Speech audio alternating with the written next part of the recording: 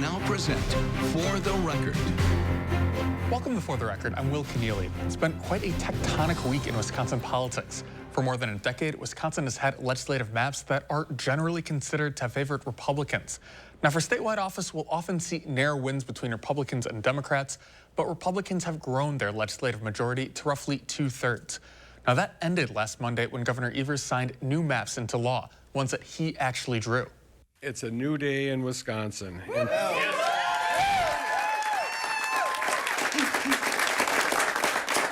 And today is a beautiful day for democracy.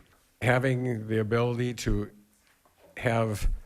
find a middle ground on a lot of things, I think is really important. You know, we're a purple state. We have to operate as if we operate here as what happens outstate. Now, this is expected to have an impact on Wisconsin politics and the future balance of the state legislature. Now, we sat down this week with UW-Madison professor Barry Burden. Was Monday as big a deal as it seems like it would have been for Wisconsin politics? It was certainly a big deal. I mean, it ended more than a dozen years of acrimony between the parties, including lawsuits and efforts to reform the process. It put into place the first set of really balanced districts between the two parties since the 2010 election. So we will get to see the benefits of that, I think, in the November general election, but it will be a different political environment because of those maps. Yeah, it's been a frustrating period for Democrats. I mean, they've been locked out of the legislature essentially since 2011 when those districts were drawn, and then the 2012 election cycle sort of locked in Republican majorities for most of the last 14 years or so. You know, I think Democrats were probably overconfident back in 2008, 2009 that they were likely to continue winning offices in the state. Barack Obama had won the state by double digits in 2008. Jim Doyle was governor and won re-election in 2006 as a Democrat. Democrats had control of both chambers of the state legislature, both U.S. senators. So in what still was a battleground state, it looked like Democrats were having a pretty good time of it.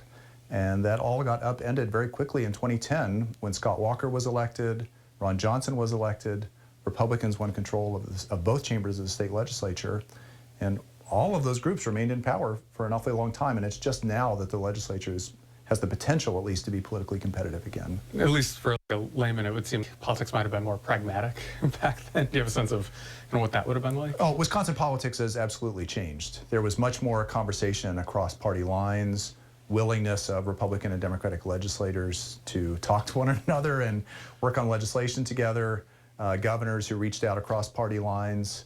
You know, that faded over time, and I think the battles over districts were part of the acrimony between the parties that helped break down essentially any of the lasting goodwill that was still around between the two parties. And since then, newly elected governors, new members of the legislature have just been much more willing to sit in their corner and not reach across party lines. When we see more competitive districts, you might get the sense that it might make for more expensive races. Do you think we'll see a lot more money being spent in these down ballot races at all? Yeah, I think the money is likely to increase. There will be more competitive seats. There will be more open seats without an incumbent running or where an incumbent is in some jeopardy because their district has been redrawn.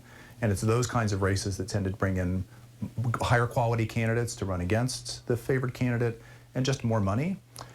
The fact that the legislature will be up for grabs in terms of party control, it won't have a guarantee of a big Republican majority anymore, means that both sides will have an incentive to really pour money in and try to get in on that first new competitive legislature and try to build a majority from there. So it is a downside of a more competitive legislature, at least to some voters, that now there'll be more campaign spending potentially. Then later in the week, we saw new action on the abortion front. After a successful challenge in Dane County Court to the state's abortion ban, Planned Parenthood of Wisconsin filed a new lawsuit. They're going directly to the state Supreme Court, asking the justices there to find a new right to abortion under the state constitution. Here's more from a conversation we had earlier in the week with the group's director of advocacy, Michelle Velasquez. This is an issue of great public importance. It's important that the Supreme Court answer the question of constitutionality, and it deals directly with people's liberties. So when there's an issue of statewide importance that is likely to recur without a decision from the Wisconsin Supreme Court, and that deals with people's liberties, that is the type of case that is appropriate for an original action in the Wisconsin Supreme Court.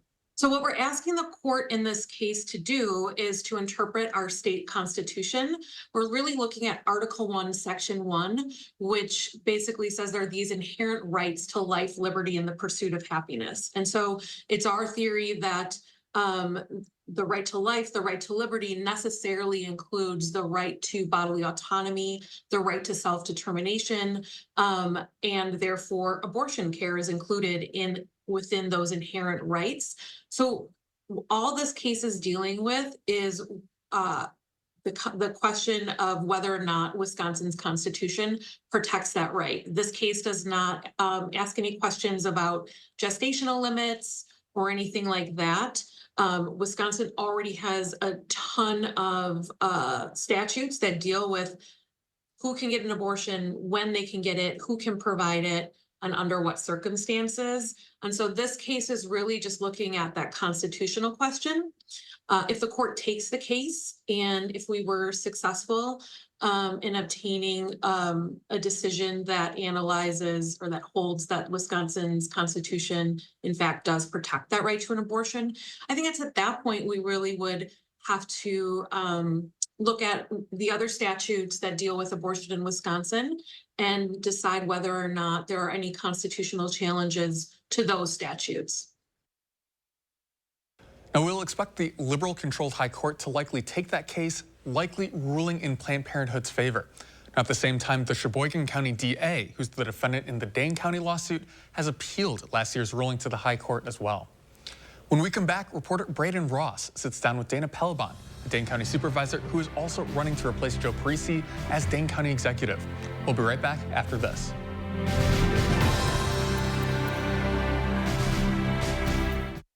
This portion of News 3 Now is sponsored by Madison Gas and Electric. Right now at US Cellular, you can get a new phone without having to trade in your old one. Trade you my PB&J for that phone. No, kid, you don't have to trade. See? $830 off any phone at US Cellular. No trade-in needed. Boom. Chocolate milk. I'll take the chocolate milk. US Cellular, built for us. There's a reason big dental bills often come as a shock, because sometimes you don't realize what's not covered until you get the bill. That's why affordable dental insurance from Physicians Mutual is important. It can give you benefits that go beyond what you get from more limited coverage plans. Because no one likes a big dental bill, especially if you're retired or on a fixed income. For a free information kit, call or go online now. This isn't some discount plan or preventive-only coverage. This is real dental insurance that helps cover over 350 procedures, like cleanings, fillings, crowns, bridges, root canals, even dentures, at any dentist you want. Dental insurance from Physicians Mutual Insurance Company helps cover preventive care, basic work, and major procedures, with no deductibles and no annual maximum. For your free information kit with all the details, call now or visit sendinfokit.com. Physicians Mutual, Physicians Mutual. Been there, done that, messed around. I'm having fun. Don't put me down. I'll never let you. With Allegra, allergies won't hold me back. Allegra starts working 2 times faster than Claritin, and unlike Zyrtec, won't make me drowsy. Nothing beats Allegra. It's the fastest, non-drowsy, 24-hour allergy relief.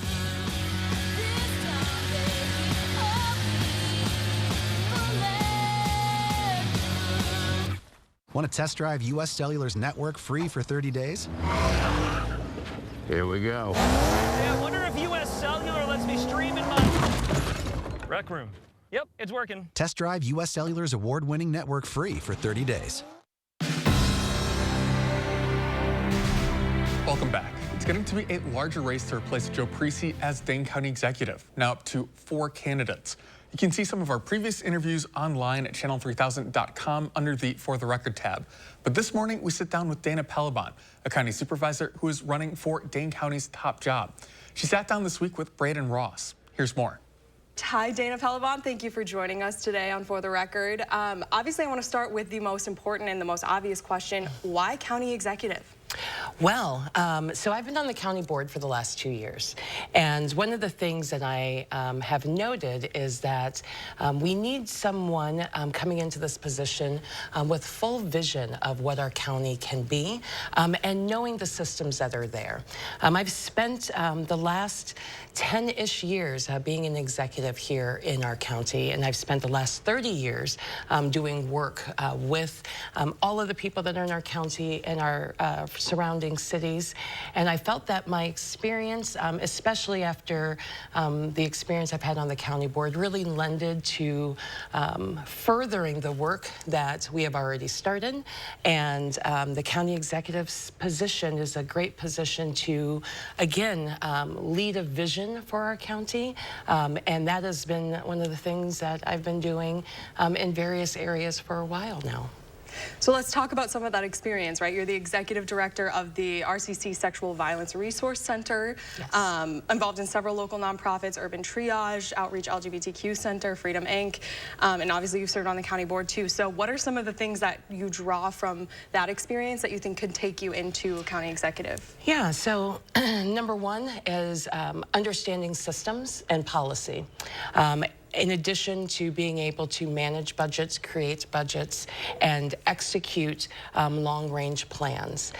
So, you know, the multiple amount of nonprofits and for-profit businesses that I've been involved in, including co-owning one of my own small businesses here, I have a really good understanding of what makes this county work. And so for me, moving forward through the experience that I've had, the compassion that I've learned working in all of these spaces, and being a really good executive and a manager of people, which I think is important in our county. You know, we have all of these department heads who are leading really big organizations and are affecting our lives every single day. So I know how to inspire a group of leaders and work with them to execute their plans and be the best that they can. It's what I do for my staff now, and I'm really excited to be able to do this for the county. I want to talk about your time on the county board because that's obviously one of the most relevant things here, right? So it's been since 2022. Yep. What are some of the things that you've taken from that experience? Is there anything you look back on that you would have done differently now?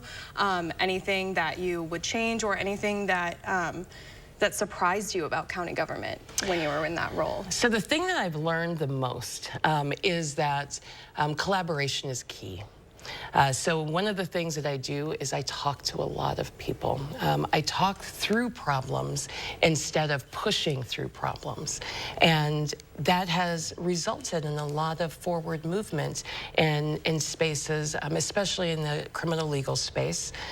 We did finally come to a final agreement on the jail consolidation project, and that was after really a lot of talking. And I know that I was on For the Record before with Sheriff Barrett, and we talked a little bit about our collaboration, and I do that in all of the spaces. So the thing that I learned is that our people in our county government and our county agencies are really excited and willing to talk through issues and to figure out solutions together.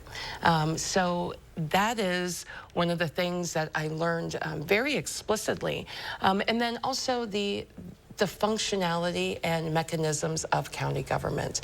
I have spent also these last 2 years on a national council of county officials across the nation. I was chosen 1 out of 15. And we have been talking through what criminal legal systems look like in our counties, and talking about how it is that we can make our systems better.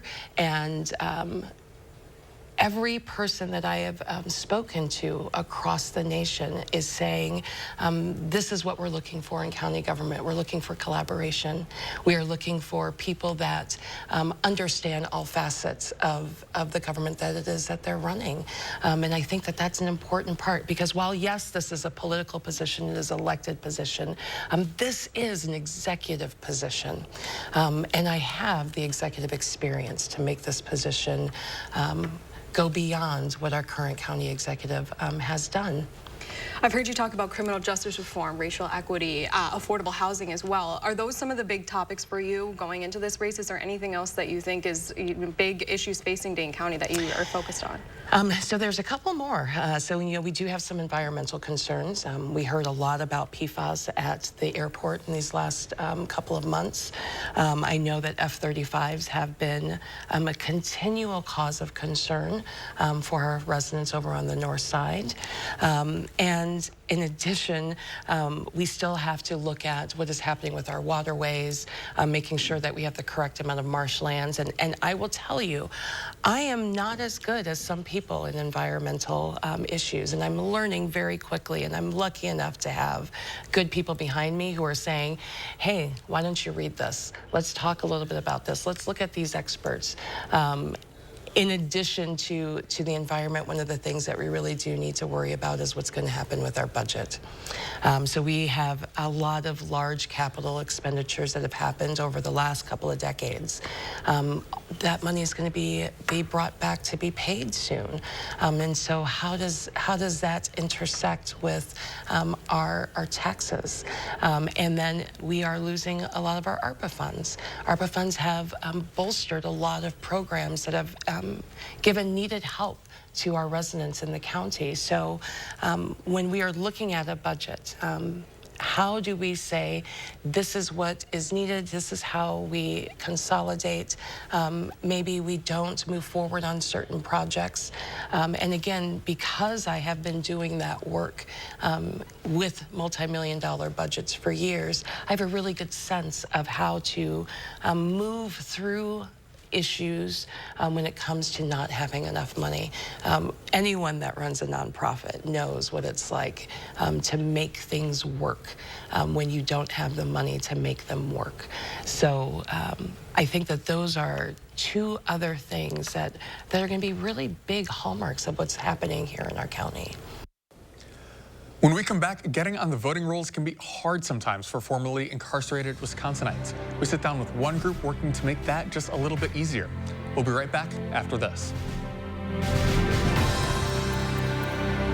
This right here is confidence in a bottle. Not only does it change you on the outside, but something in the inside, knowing that you're looking better. It makes me feel so much more confident than I've ever felt in my life. They are some of the hottest videos on social media. Those videos claiming to instantly get rid of bags under your eyes. Well, today we're going to see one for ourselves and let you be the judge. It's called Plexiderm, and lifestyle expert Annette Figueroa is here to tell us why she says this one is for real. This one is for real, and I'm so excited. We even have a video, and you'll notice the model has bags underneath his eyes and some sagging, and all he uses is a small amount on a clean, dry face, and that's how easy it is. All right, what's the active ingredient? Okay, so it's silicates that are minerals found in shale rock, and what it does is it tightens and lifts the appearance of bags underneath your eyes, and as little as 10 minutes, no prescriptions, and very little effort. Even watching the video, this is a real, it's a model, but it's a real guy with real bags underneath his eyes. My real true opinion is holy words I can't say on camera. This is absolutely unbelievable. I mean, I could feel it just lifting my skin. It was amazing. It feels good. Feels great. Looks even better. And I did this to my father. We were at home. So we applied it to his under eye bags. And let me tell you, we were so excited. In under 10 minutes, they visibly disappeared from view. And now it is literally part of both of our daily routines. He calls me every single month saying, hey, Annette, I'm out of Plexiderm, please send me more. And not only does it work on the bags, it works on the appearance of crow's feet, fine lines, and wrinkles. The way you want to do it is you want to have a clean, dry face. You use a small amount because it's so powerful. You have high school reunions, you have events you want to go to, you want to look years younger, this is it. At our $14.95 price, it's the best way to try Plexiderm and see it work for yourself after your first application. Your solution is at plexidermtrial.com or call the number on your screen. Welcome back. The spring primary was this past week, but for many voters in our viewing area, you probably didn't see too much on your ballot. Coming up this April, though, we'll see a lot of competitive county-level races and that presidential primary here in Wisconsin. But voting is not necessarily a foregone conclusion for many Wisconsinites, including those who were recently incarcerated. Now, here in Dane County, the League of Women Voters is working to engage those voters to get back to the polls. Joining us now is Ernestine Moss. Thanks so much for joining us. Thank you for inviting me. Yeah. Appreciate it. So I know you're with the League of Women Voters and you've been working on this project. How did this come about? Well, the League of Women Voters Education Fund US has a position on this, and we all do support it. And they put forth RFPs for people to apply for in 2022 for the 2023 year. And we applied for it and got a $1,000 grant to work on re-engaging individuals who were formerly incarcerated or in jail serving time on a misdemeanor. Those people are able to vote after they have served their time and is off paper. Well, felons are able to vote once they're off paper. And a lot of people don't know that. And those who are serving misdemeanors in jail have the perception that they are unable to vote. And we want them to know that they have the right to vote and encourage them to vote absentee ballot. So, you know, if you're in jail or in prison, get out after that felony conviction, so you're off papers now, what are some of the barriers, or what might be going through somebody's mind? Obviously, you know, getting back into the community, but what are they thinking about when they try and sign back up to get back on the polls? Well, one thing is they may not have a proper identification card. So we help them to get a free Wisconsin identification card from the DMV. If they are unable to have transportation right away, because some don't have, you know, the resources to go across town or have bus passes and stuff like that. So the League of Women Voters actually will help them to get to the DMV. We have a helpline number that they can call to set up cab rides, and it's 608-285-2141. And we'll help anybody who wants to vote or wants to get an ID, a Wisconsin identification card, because if you're from out of state and you want to retain your previous identification card or driver's license, well, we can't help you get driver's license, but we can help you to get a valid Wisconsin identification card. And you can use that card for voting, for anything else that you need to do. Wonderful. So when you get this grant and you kind of go about, you know, getting that money back into the community, starting this project up, what's that work going to look like here in Dane County?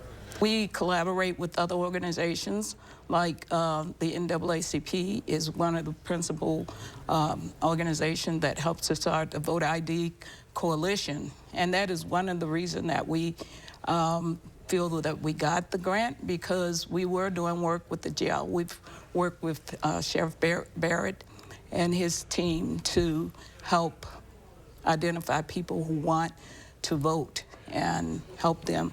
And so it was that pitch that, you know, we made to the League of Women Voters Education Fund. And we got the grant, and we're working to try to get at least 50 people at this point. We wanted to, originally we wanted to get 80, but now we're looking to get 50 people to participate in the program. Yeah, and will this be just this year, or will this be a long-term project? Our hope is that we will have partners step forward and have this project continue even after our funding has ended. Wonderful. And so for people who might be interested in, you know, volunteering, getting involved, or might know somebody who might be interested in, you know, getting that help, where should they go? They should contact us using the statewide helpline, the 608-285-2141 number. Wonderful. So that we can assist in any way that we can, because we would love to reach out to individuals who want follow-up. You know, like I meet some people and they're not quite there yet, but they are on the way to being off paper. And we want to help them as much as possible. That's got to be rewarding to see, too. You have somebody who's not even there yet, but is already thinking about, getting back, participating in voting. That's exciting to see. Yes. Wonderful. Well, Ernestine Moss with the League of Women Voters of Dane County, thanks so much for joining us. Thank you. And we'll be right back after this.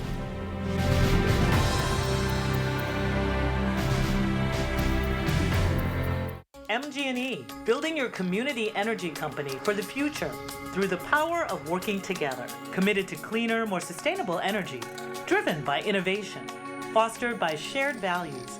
Visit MGE2050.com. Want to instantly look more attractive and years younger? The solution is whiter teeth. But you love coffee and tea, maybe even wine or smoking, and all of them stain your teeth and make them yellow. It's time you discovered Power Swabs, the fast 5-minute revolutionary treatment. The first time I tried it, I was so surprised.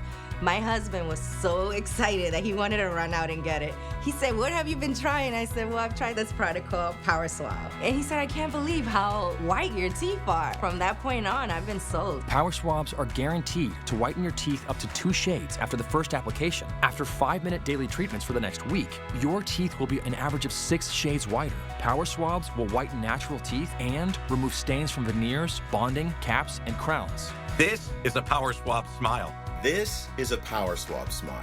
Call, go online, or scan the code on your screen right now to receive 50% off. You'll also receive the Power Swab Stain Out Quick Stick, absolutely free. And in addition, you will also get free shipping. To everyone who believes in tradition, come enjoy a few of ours from Wisconsin. People in Wisconsin love a good fish fry. Really love. And we love sharing it with guests everywhere. At Culver's, we still batter our North Atlantic cod by hand to order. And we cook it to a crispy, golden perfection just for you. For you. For you. So it's crispy outside, flaky inside. Let us take care of you.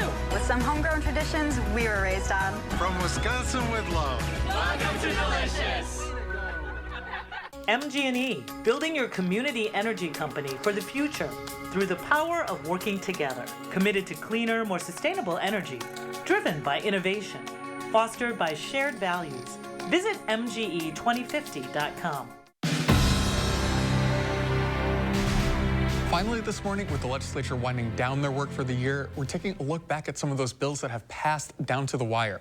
Now, among those is a proposal by Madison Rep. Sheila Stubbs to create a task force for missing and murdered African-American women and girls. Now, we covered this proposal when it was introduced, and it now cleared the state assembly this week. Stubbs shared a statement with us, saying in part that, quote, "This is about protecting our African-American mothers, sisters, daughters, and neighbors.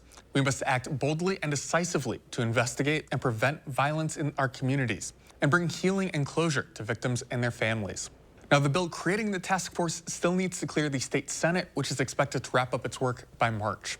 Now, that does it for us this week. I'm Will Kenneally. Have a great rest of your weekend.